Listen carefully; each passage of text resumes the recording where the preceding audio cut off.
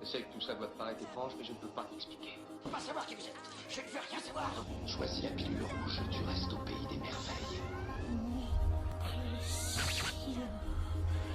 Je vous assure que je suis pas loin. N'échouez pas cette fois.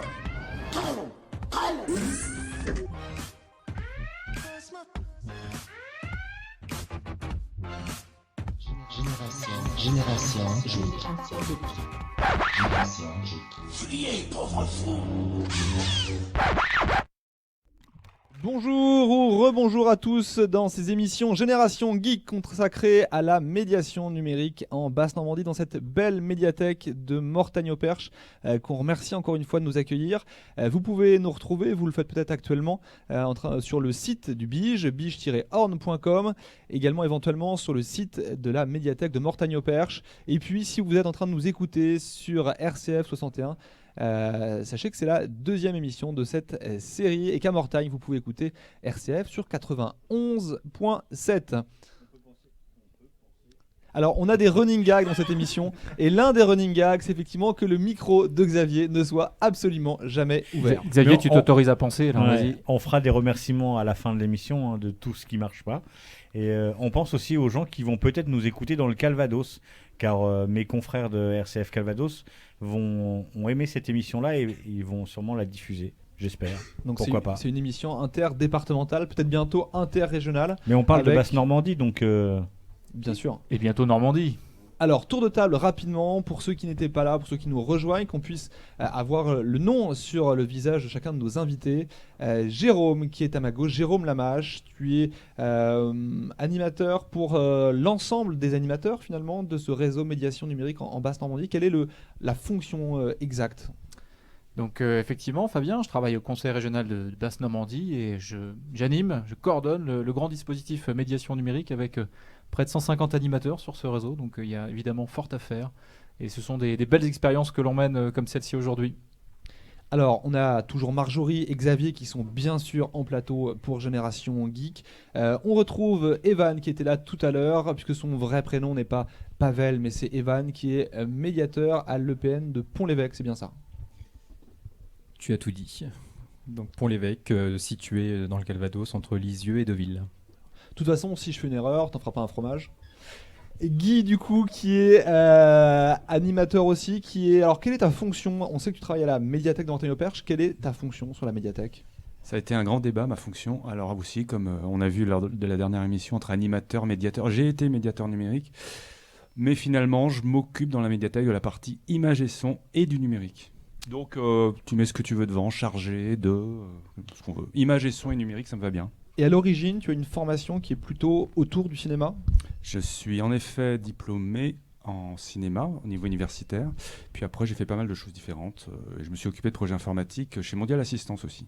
Parmi d'autres choses chez Mondial Assistance. Alors, et ça se tombe Ça bien. serait trop long à raconter. Ça se tombe bien, à part Mondial Assistance, parce que là, j'ai pas de transition sur Mondial Assistance. Mais par rapport au cinéma, ça se tombe très bien que tu sois fan, en tout cas diplômé de cinéma, puisque nous avons dans l'émission la chance d'avoir une cinéphile de renom, Marjorie, qui nous a préparé une petite critique cinéma. Alors, bien sûr, on est dans la médiation numérique en Basse-Normandie, on est dans Génération Geek. Quoi de mieux que de parler finalement, Marjorie, de films qui ont un lien avec les hackers, avec l'informatique ? Voilà, exactement. L'informatique au cinéma, plus concrètement. Donc, l'informatique, tout le monde sait à peu près ce que c'est. Hein. C'est l'art de traiter les informations via des machines, communément appelées ordinateurs. Le cinéma, pas besoin de faire une définition. C'est le 7e art, celui de mettre sur un support audio et vidéo un spectacle ou un récit. Maintenant qu'on a bien défini les sujets, on va essayer de les additionner et de voir ce que ça donne. Programme addition, calcul en cours et résultats.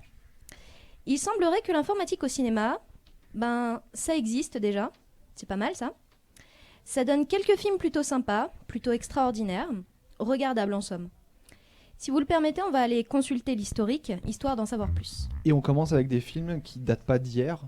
Ah, je commence toujours par les plus vieux pour arriver aux plus récents. De toute façon, les plus vieux, c'est les mieux.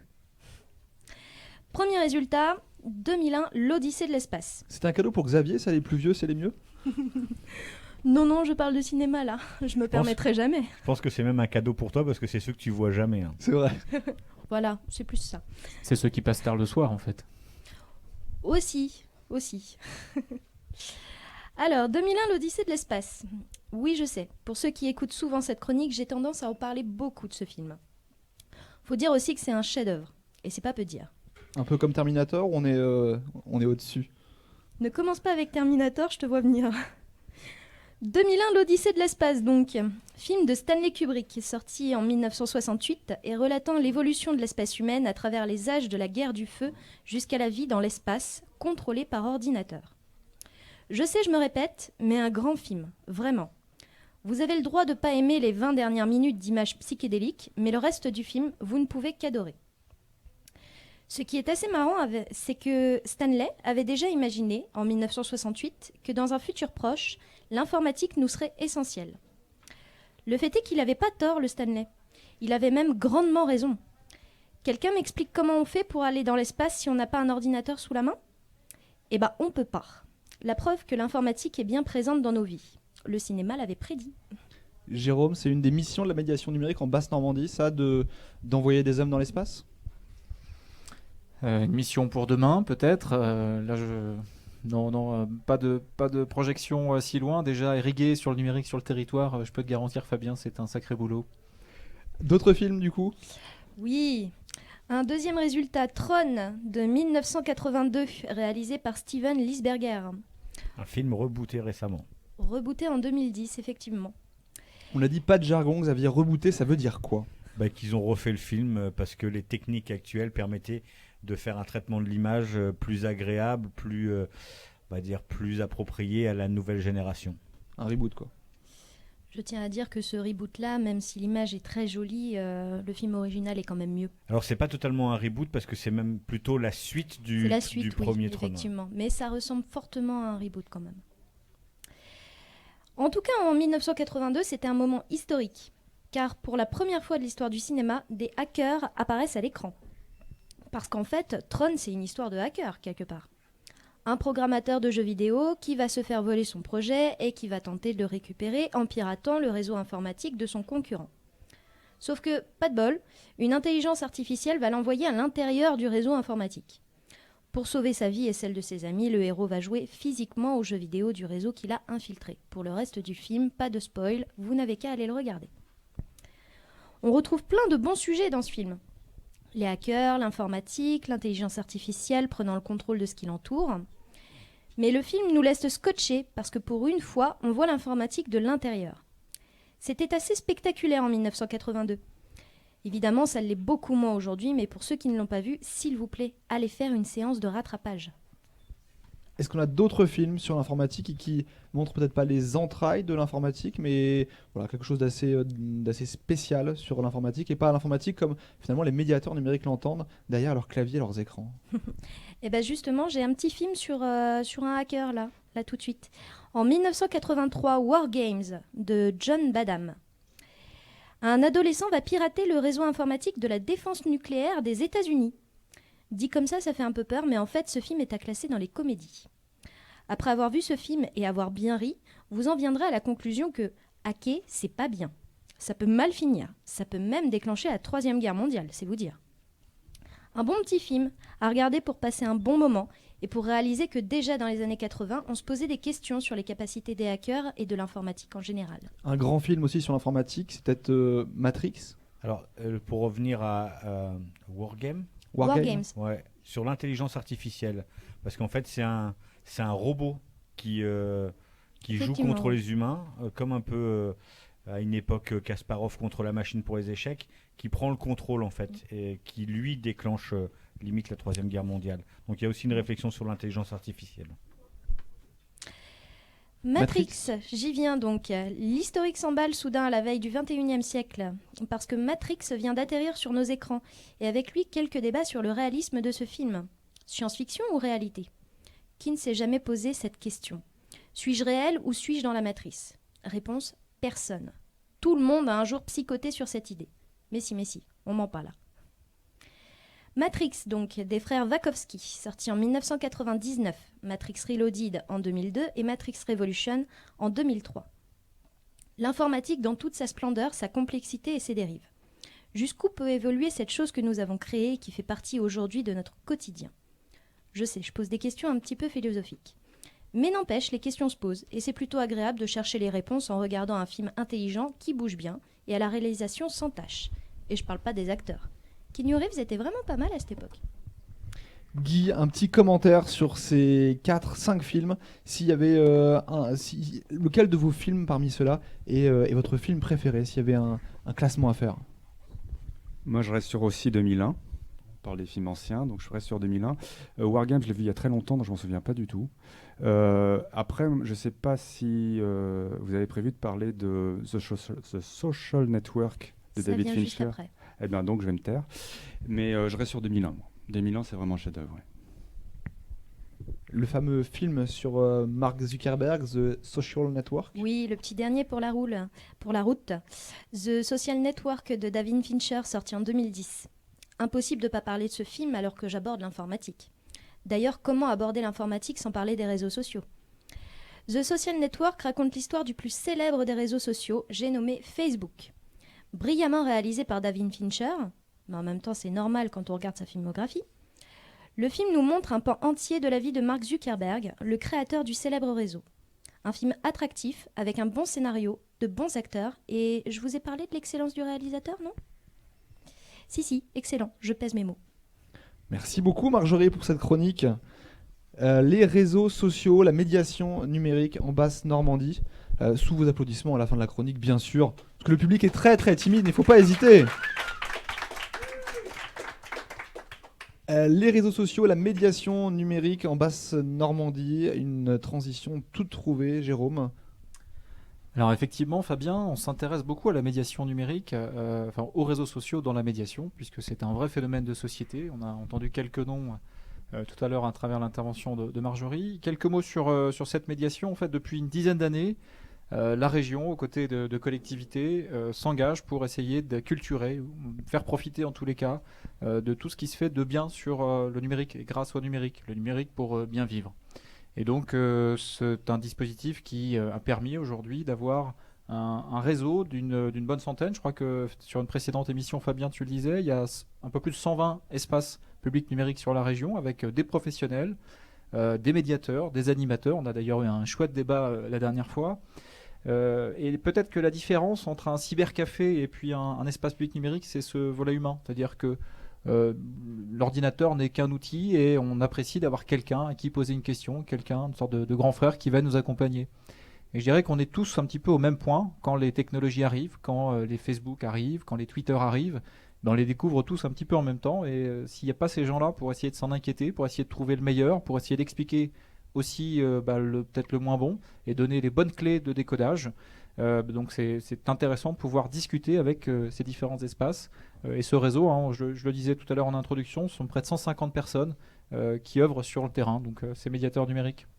Alors c'est pas que ça, parce qu'on va recevoir des jeunes de l'Aigle ou dans cette émission ou dans une prochaine émission, et on va s'apercevoir que le réseau numérique touche autre chose. Des MJC, des jeunes avec des projets, il y a un vrai lien social qui se crée autour de ces espaces numériques, et il faut le souligner, et il faut inviter les gens à prendre contact. Les biges, c'est pas juste pour faire beau, il y a vraiment quelque chose derrière qui est utile pour la jeunesse qui se cherche ou qui cherche des questions sur des métiers, sur des hobbies, sur plein de choses, et voilà, c'est à souligner. Alors c'est la particularité et la chance qu'on a à Alençon, c'est qu'on a à la fois le logo BIGE, donc Bureau Information Jeunesse de l'Orne, donc c'est, comme tu le disais Xavier, toute la partie liée à l'orientation des jeunes. Effectivement, les jeunes sont bien sûr les bienvenus dans tout le réseau Information Jeunesse, et on est également EPN avec ce volet numérique. Alors on peut être BIGE sans être EPN, et on peut également, et c'est le cas ici par exemple et dans beaucoup d'EPN, on peut être EPN sans être BIGE, avec effectivement exclusivement ce volet médiation numérique normande, mais qui concerne tous les âges, et effectivement des jeunes avec des projets autour du jeu vidéo, autour de la web radio, de la web télé, comme on est en train de le faire aujourd'hui, peuvent venir dans un EPN en disant voilà, on a un projet, quelque chose lié au numérique, on a des compétences, peut-être pas toutes les compétences, et on aimerait avoir en tout cas un accompagnement, et il y a toujours des animateurs, des médiateurs qui sont un peu geeks, qui sont là d'ailleurs pour filer un coup de main.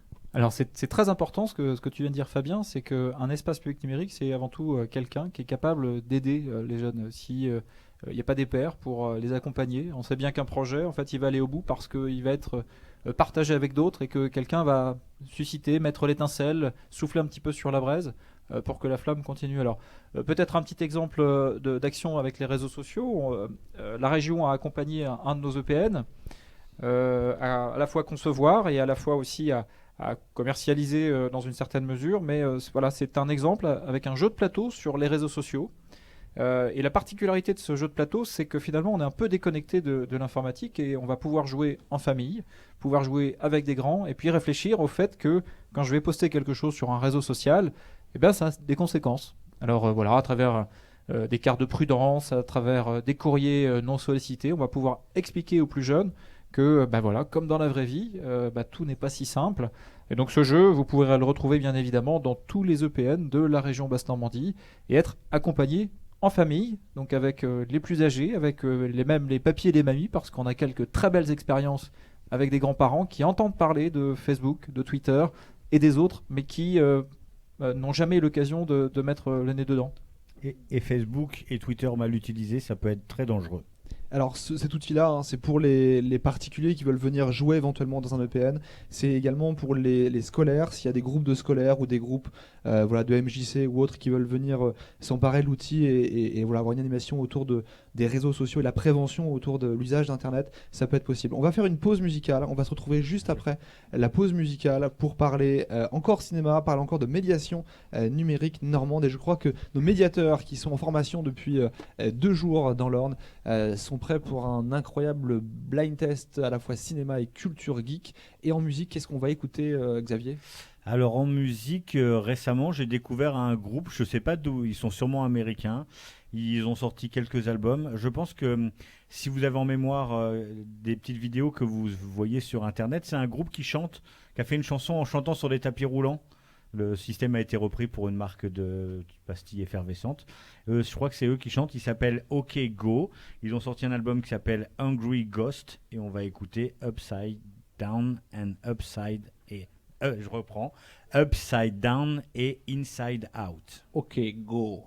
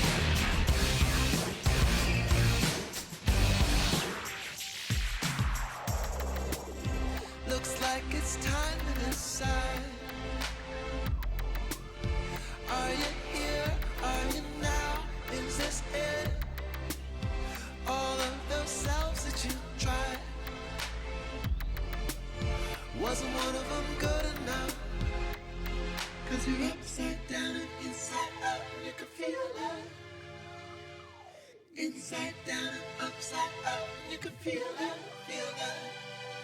Don't stop, can't stop, it's like a freight train.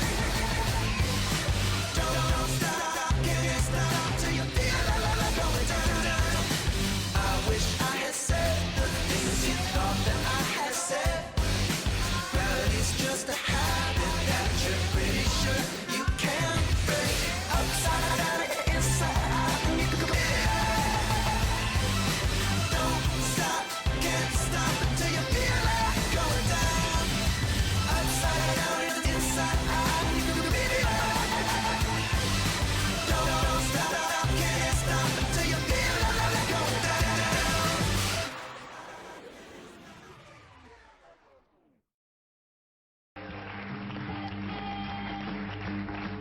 la médiation numérique en Basse-Normandie, une émission consacrée au cinéma, celle-ci, puisqu'on a parlé des films liés à l'informatique et à la culture geek, avec cette chronique de Marjorie en début d'émission. On accueille en plateau Vincent qui est juste là. Vincent, tu es d'où? Tu fais quoi dans la vie? Où sont tes parents?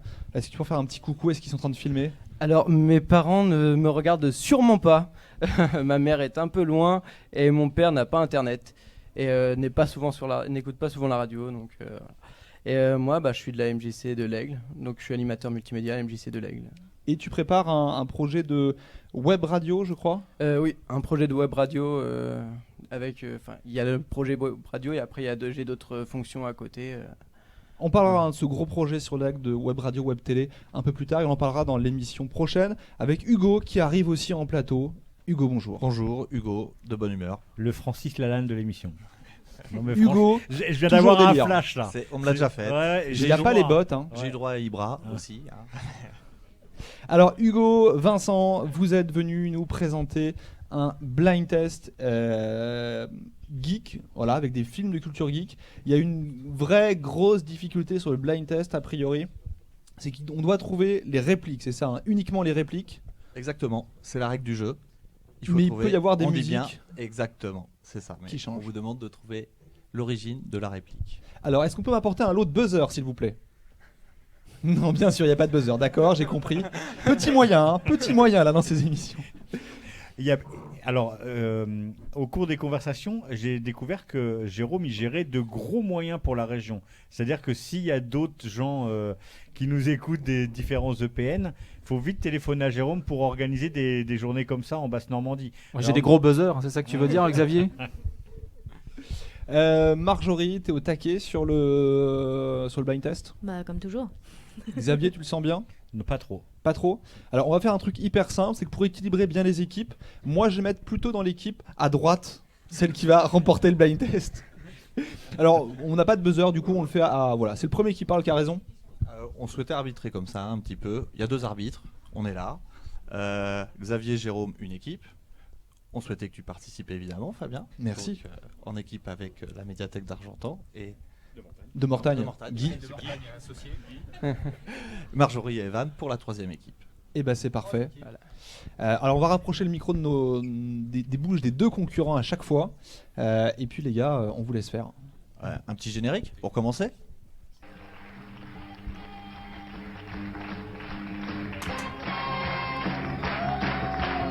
Yeah. Evan qui dit Batman. Attends, c'était le générique ou quoi là? Alors attention, savoir les gars, sinon on se lève tout de suite là. Il y a normalement c'est des paroles. Alors moi des paroles. Exactement, le générique, tu as bien fait, tu l'as reconnu. Ça vient de Batman. Marvel. Et ça chantait Blind Test pour information. Oh, ça chantait bravo. Blind Test sur. Alors on va le refaire Batman. en corrigeant bien sûr, Xavier, heureusement que tu le dis, que Batman, je suis désolé Jérôme, c'est absolument pas Marvel. C'est DC Comics. C'est pas moi qui ai parlé, c'est pas moi qui ai parlé. Qui a parlé dans le micro? Qu'est-ce qu'il dit Marvel?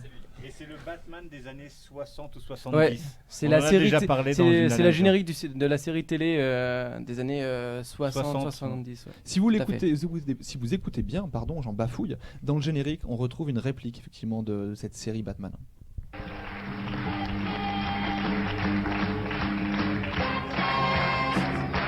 Ouais, faut vraiment être énervé pour l'entendre.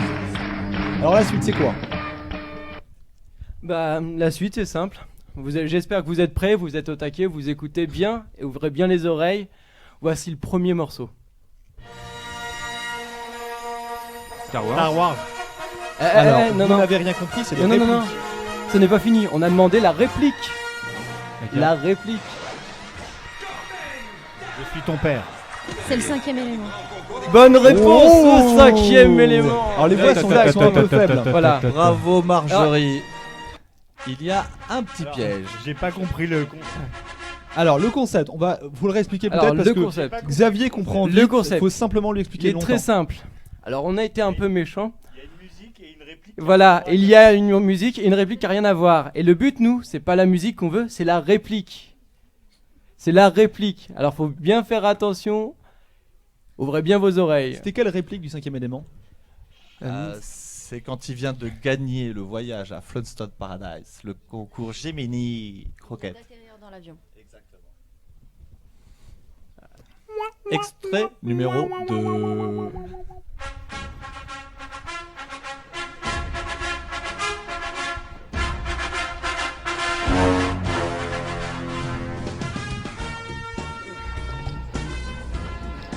Enlevez le the. Juste Facebook. C'est plus net. Social Network, Marjorie, 2 points. Et la voix, si vous Alors- avez mal entendu, c'est enlever le the, juste Facebook. Et je crois que c'est le créateur de Napster qui dit ça à Mark Eh ben, Zuckerberg. exactement. Et juste pour question, qui joue le rôle du créateur de Napster? Heisenberg. Non, C'est son non. nom. Non. C'est son nom de famille et son prénom, je ne l'ai plus. Jessie. Jessie, oui. Non, je vous demande juste l'acteur. L'acteur qui fait le rôle du créateur, pas de Facebook, mais de l'autre. Ah, l'autre. C'est également un chanteur. C'est Justin Timberlake. Exactement. Dark Vador. Très bien Xavier, mais ça ne me permet pas de marquer un point. Non, c'était une question. Allez, morceau suivant. Alors- Morceau suivant. Et la musique, c'était quoi au fait qui était en dessous? Rocky.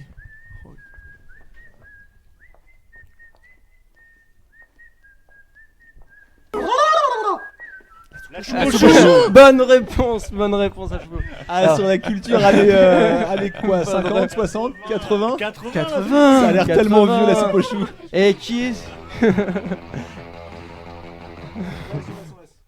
On peut laisser, on peut laisser. On pouvait, allez.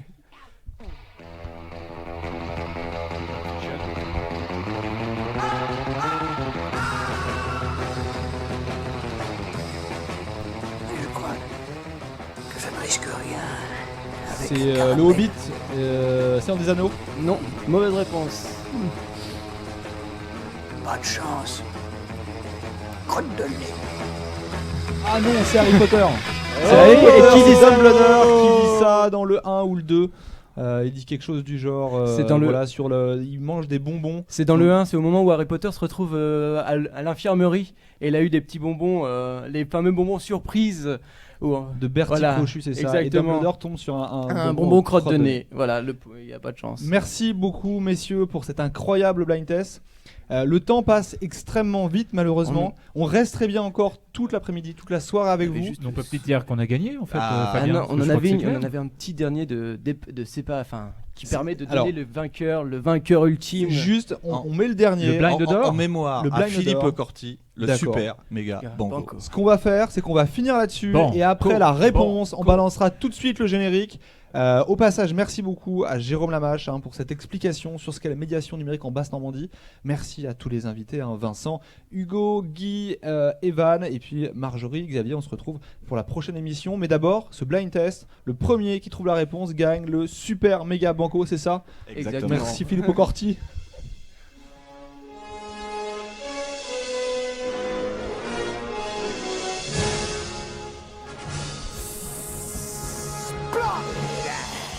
The Mask. Oh, Ouais, quel talent. bonne réponse. À la semaine prochaine, à dans 10 Bravo, minutes bravo. pour ceux qui nous regardent sur internet. Merci beaucoup et à bientôt. Je sais que tout ça doit te paraître étrange, mais je ne peux pas t'expliquer. Je peux pas savoir qui vous êtes. Je ne veux rien savoir. Choisis la pilule rouge, tu restes au pays des merveilles. Je vous assure que je suis Batman. N'échouez pas cette fois.